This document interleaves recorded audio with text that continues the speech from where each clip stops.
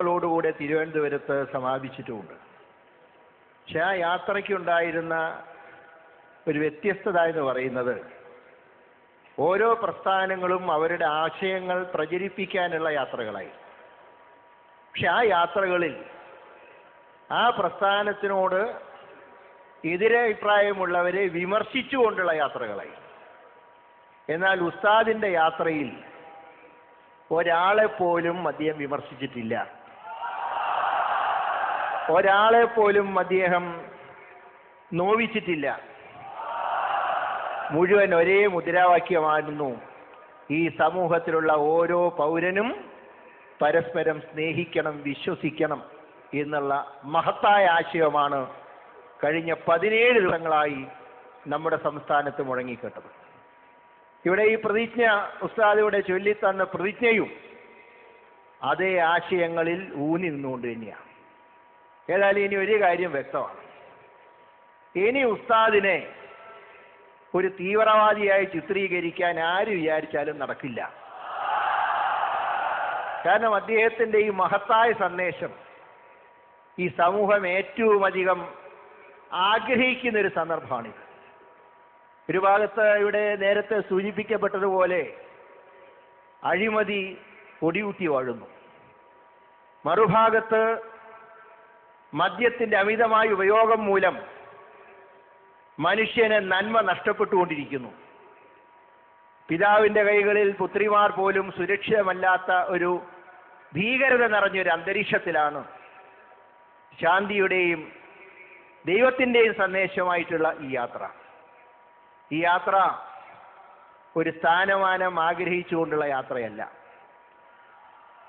5ാമത്തെയോ 6ാമത്തെയോ സ്ഥാനത്തിനു വേണ്ടിയുള്ള യാത്രയല്ല.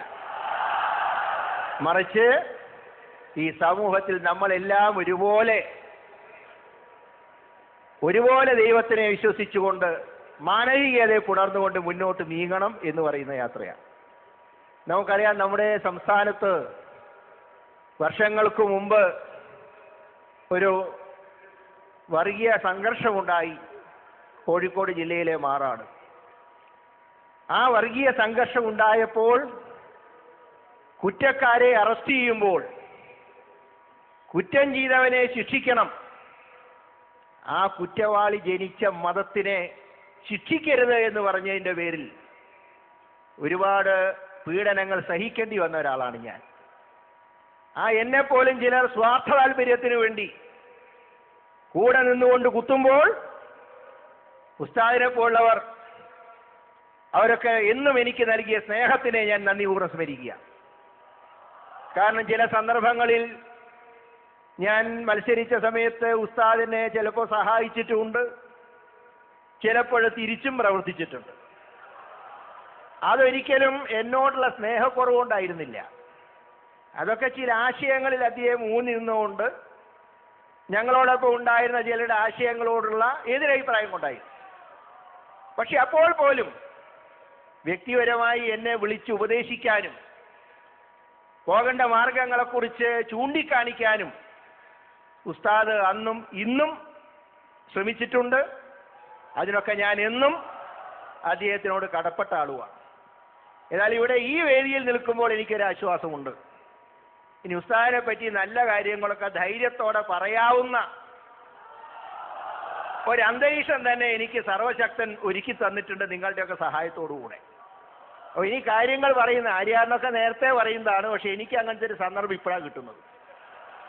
അതുകൊണ്ട് തീർച്ചയായും ഈ യാത്ര ഇവിടം കൊണ്ട് അവസാനിപ്പിക്കരുത്.